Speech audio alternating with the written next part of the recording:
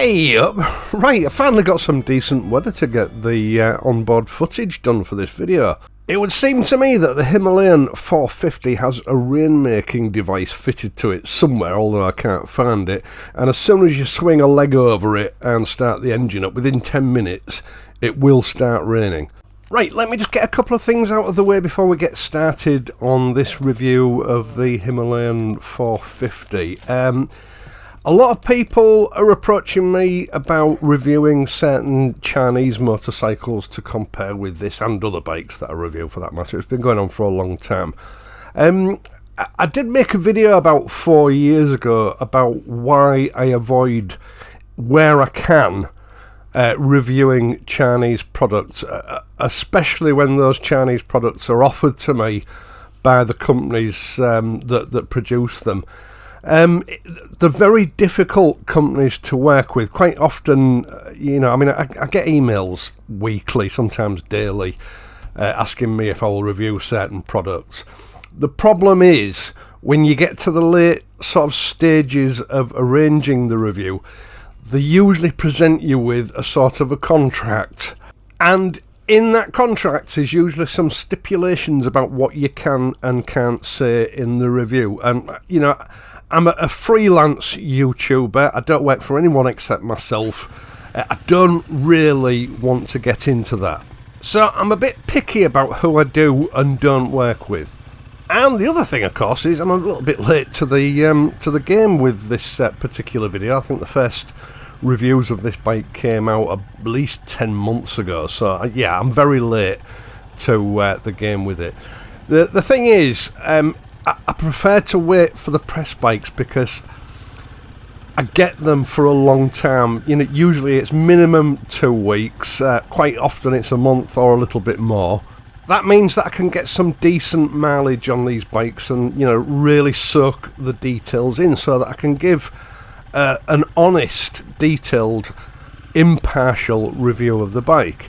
And I would like to point out that, if I know I'm likely to be reviewing a bike, I do not watch other people's reviews on that bike because I want, my review to be my experience of that bike, my own experience, not an experience that's coloured by things that other people have said.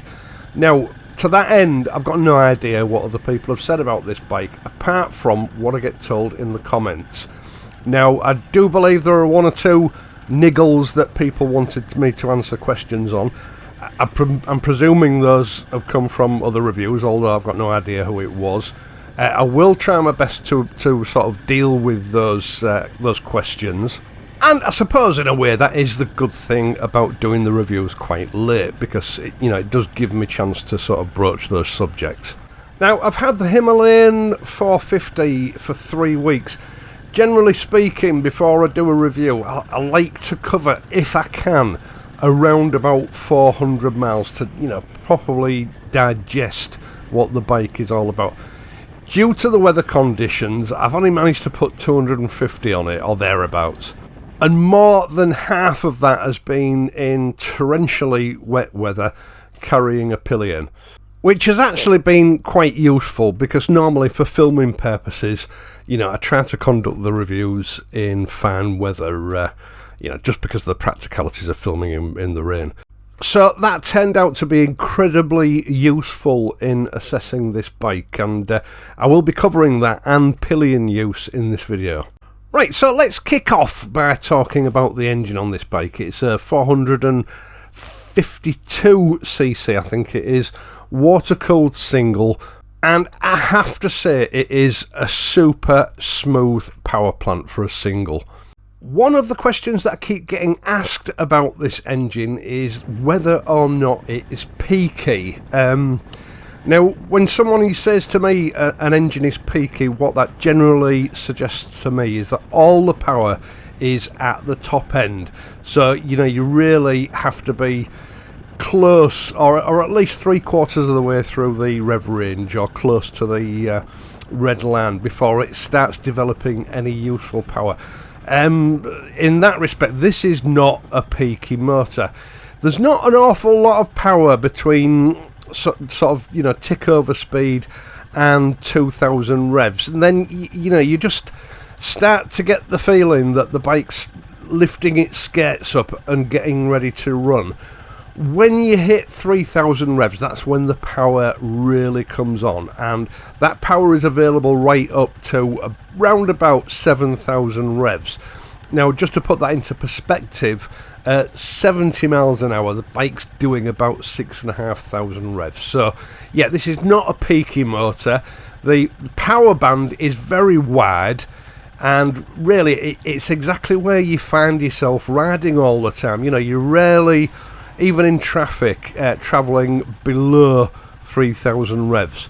Because obviously, in traffic, you're working up and down the gearbox because you're starting and stopping all the time. So yeah, this is not a peaky motor. I don't know where that idea's come from. It's got a really nice power spread as far as I'm concerned. In top gear, by the time you hit 3,000 revs, you're doing about 37, 38 miles an hour. If that, you know, sort of gives you an idea of you know, where the power starts in relation to the gearbox. Of course, generally speaking, you won't be hitting top gear until sort of 40 miles an hour anyway. So yeah, there's nothing to be concerned about in that respect with this engine. Obviously, I'm not an off-road expert. I don't go off-road. I like tarmac.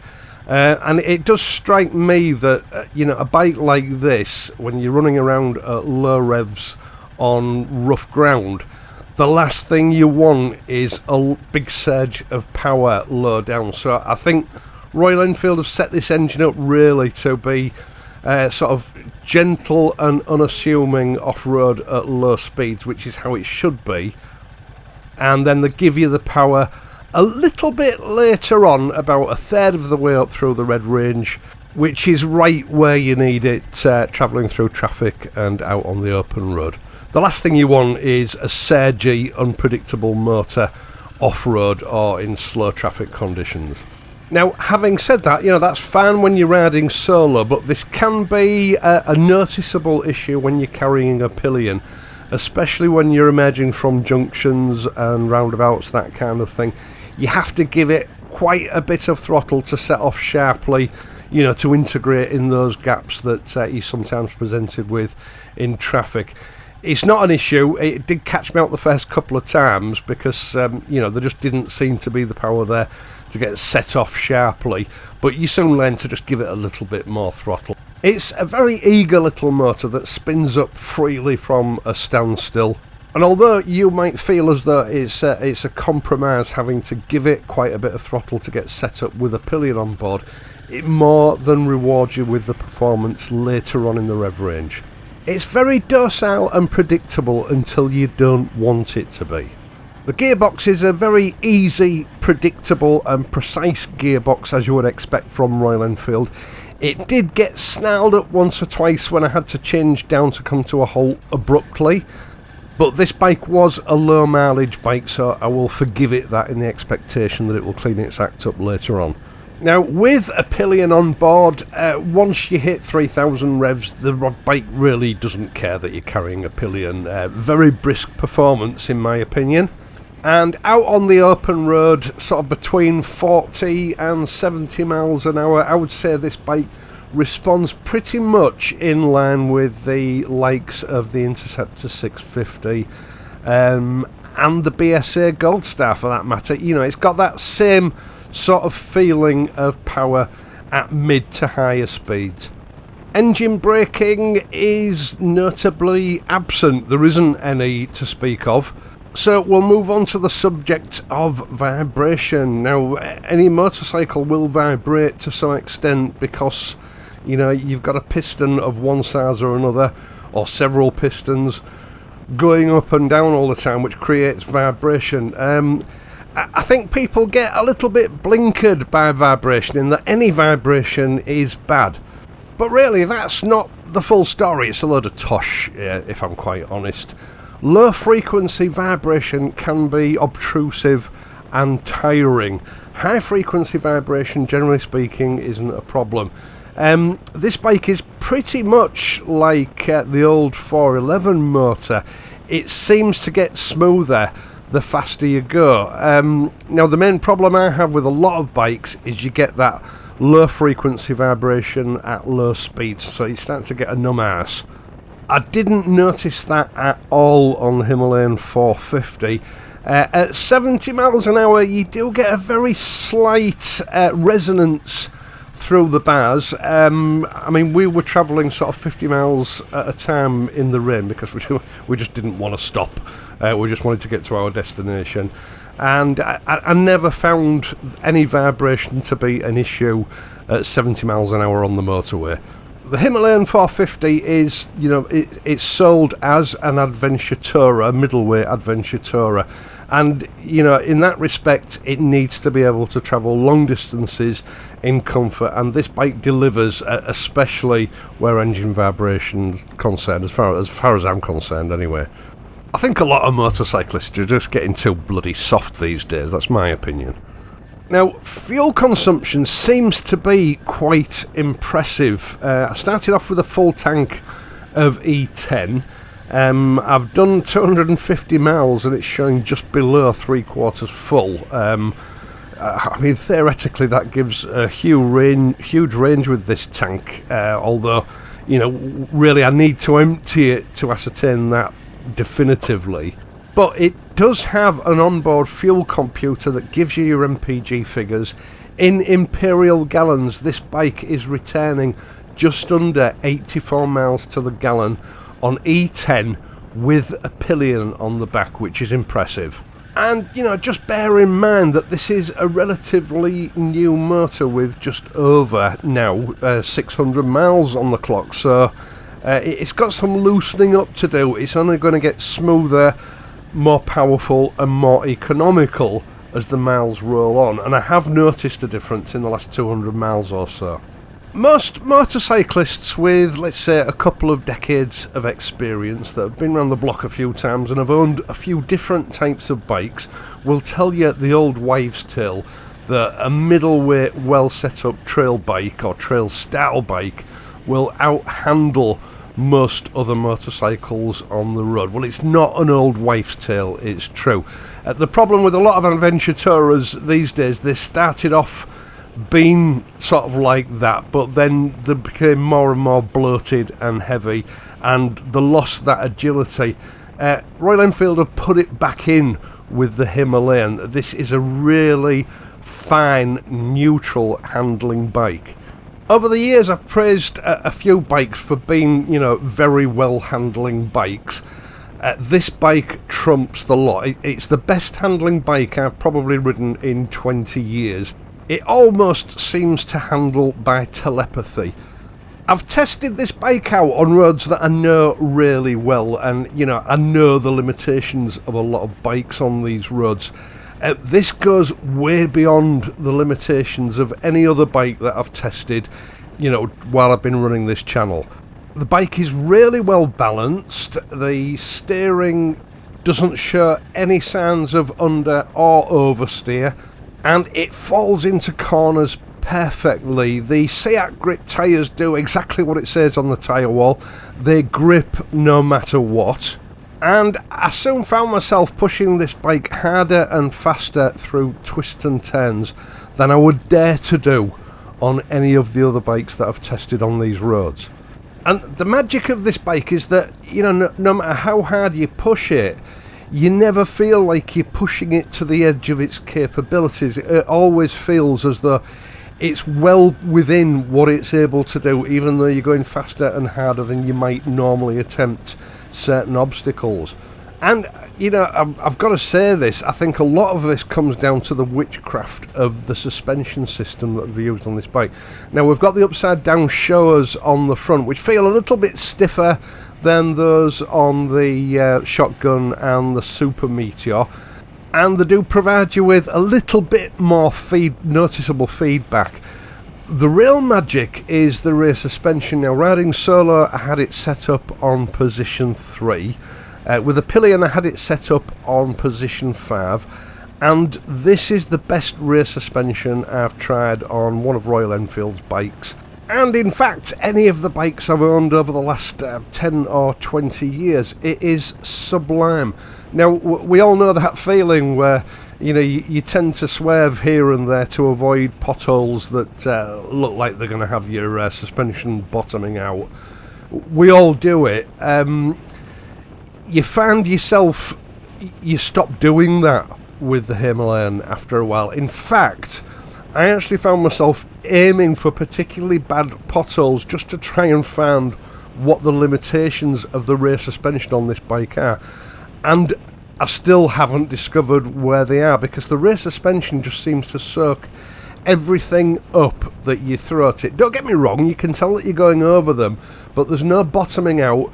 Damping is perfection, and the whole setup on this bike just instills you with confidence. In fact, the only drawback I can possibly see is that some personalities are probably going to get overconfident with this bike, but that's not the fault of the bike.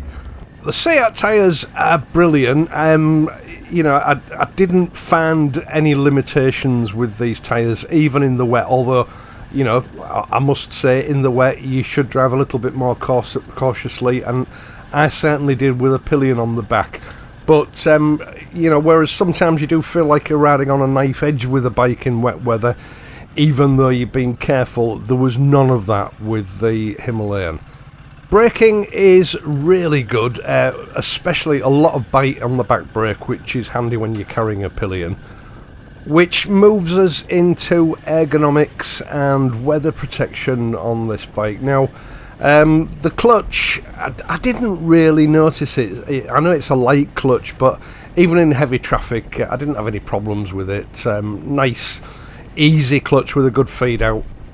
Seating position is comfortable, although I found physically for me the foot pegs were maybe an inch further back than I would prefer them to be.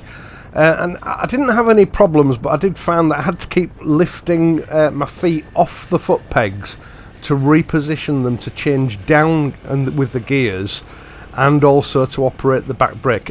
My foot didn't fall into them naturally. Now, this was compounded, I think, by what I found out to be quite a cramped seating position with or without pillion. Riding solo, I felt like I was sitting a little bit further forward than I would prefer to be, and unfortunately the rider's saddle is quite a bit lower than the pillion pad, so even if you raise that saddle, you can't easily slide back and take up part of the pillion pad to get the right position for your legs for operation of your brake, your rear brake and your gear lever. I soon got the hang of it, and it wasn't really an issue, but I did sort of had to retrain my feet, if you like, for operating those controls. Now, the other problem is, with a pillion on the back, it all did feel a little bit cramped. Now, Paula liked the bike, she felt comfortable on it, but she did feel like she didn't have much space. I think part of that is probably the aluminium top box on the bike, which it actually overhangs the rear of the pillion pad by about 1.5 inches. Now, you add a back protector into the pillion's jacket, that means they've got to sit a good 2 to 2.5 inches further forward than what should be the available seat space. This means that the rider correspondingly has to shuffle forward on the bike, which is, compounding my problem with the foot controls even more. Now, if rider and pillion are of a particularly slight build, this probably isn't going to be a problem, but anybody of sort of medium to heavy build, I would not bother with the aluminium top box and look for another solution that sits a little bit further back. I'm going to hazard a guess that Royal Enfield have sighted it in that position for some sort of structural reason. They couldn't put it any further back, but it does compromise pillion seating somewhat. Personally, I prefer soft luggage myself, and I'm sure there are options available. In fact, I think Royal Enfield make a soft luggage option for this bike. So if you're going to be doing a lot of pillion work, I would recommend you probably look for a soft luggage option. The hard luggage is okay if you're only going to be riding solo. Now, one other thing that I did notice about the hard panniers on this bike, they have fasteners poking out in the interior. I've been and done my shopping with this bike a few times, and unfortunately these do tend to snag on carrier bags, etc., and rip holes in them. So, you know, that is another thing to think about, depending on the use that you might be putting this bike to. Now, weather protection, that was a bit of a surprise on this bike. As you can see, we've got those big pouches on the front of this that don't seem to be available anywhere at the moment. I do think they play into the weather protection. It might not be quite as good without them on the bike. But the very first time we went out on this bike together was a 100-mile round trip to York. Now, the weather forecast was good, but within 10 minutes it became very bad, and we didn't have any wet weather gear with us. But we were on the move all the time. Now, the slowest we were travelling was sort of 30 miles an hour through some of the towns and villages, and anything up to 70 miles an hour on motorways and dual carriageways.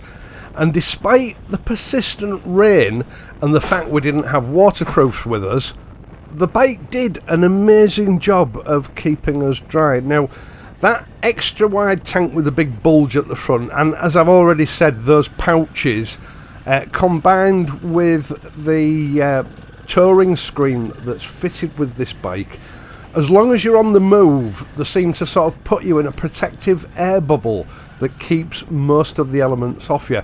The only place I got wet was from my knees down, and sort of from the top of my shoulders up, which meant that although we were riding in bad weather for about an hour and a half both ways, it was still a very comfortable and enjoyable ride without waterproofs.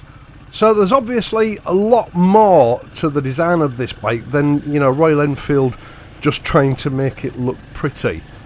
The touring screen sort of diverts air and rain away from the rider's body very efficiently, and I can see certain design cues in the way that it's been moulded that I've seen on other certain brands that suggest a lot of thought has gone into sort of keeping the elements off the rider when you get caught in inclement weather. On the whole, everything that you need in the mixing pot when it comes to making an accomplished cross-country tourer. Now, just to summarise now what the Himalayan is, you know, it's a fairly inexpensive motorcycle. Unless you start throwing all the accessories at it, it comes in at a very palatable price. But what you're getting for that money is a very well finished, very well made and engineered long distance middleweight touring machine that can cope with pretty much anything that you care to throw at it. Now, this bike isn't going to be the darling of the German autobahns. I would hazard a guess that it's probably going to top out at around about 95 miles an hour. It will zip up to 70 miles an hour with no effort whatsoever, and a little bit beyond that. And that's with or without pillion. It's mild-mannered, manageable, and very well balanced in traffic. It can handle most of what the weather can throw at it without too much of a compromise, and it can easily hold its own on motorways. Would I buy one? Now, I've had my fill of adventure tourers. I started off on middleweight trail bikes, I think probably in the mid-1990s, and I loved them, but in succession from there, they all seem to get bigger, fatter, heavier, more powerful. They lost a lot of the qualities that they originally had, and then eventually they just became too much trouble for me, and I moved over to modern classics. I've had my fill of that class of bike, and I'm certainly not looking for one, certainly not at the moment anyway. Now, the original adventure tourers grew in popularity because of their excellent handling characteristics, which, as I've said, later were lost. And what it seems to me Royal Enfield have done here is they've pressed the reset button. They've taken everything that originally made adventure tourers popular, and it wasn't about going off-road. That was just, you know, they had the ability to do that if you wanted to do that. That wasn't what made them popular. But with the Himalayan 450, as I said, they've pressed the reset button, and, you know, they've redressed the balance. They've with the Himalayan 450, they've recreated, you know, that original sort of feel of an adventure tourer. Light, manoeuvrable, good on fuel, comfortable, good suspension, good grippy tyres, with a price tag that doesn't break the bank. And they've done that, unlike some certain Asian manufacturers, from scratch. They've designed this bike using, you know, over a decade's worth of knowledge with this sort of genre of motorcycle. They've built it from scratch, from the ground up, and created a truly individual, unique machine at a reasonable price that does exactly what your prospective customer for this sort of bike wants it to do. In many ways, the Himalayan 450 is the perfect all-rounder. It'll get you to work, it'll get you to the shops, it'll take you and the missus out on the weekend. And when it comes to touring, well, with a fuel tank range that has got to be over 300 miles, this bike will take care of all your touring needs for you. All you've got to do is sit back, relax, and enjoy the ride. But don't take my word or anyone else's word for that. Get yourself out and get yourself a test ride on one. Right, once again, thank you so much for taking the time to watch this and my other videos, and doing so helping to support this channel. I really do appreciate it. You can support me in other ways via my Patreon page or the super thanks button down below. Either way, it's much appreciated. No pressure. I am of course going to be back next week, so until then, please ride safely, and I'll see you soon.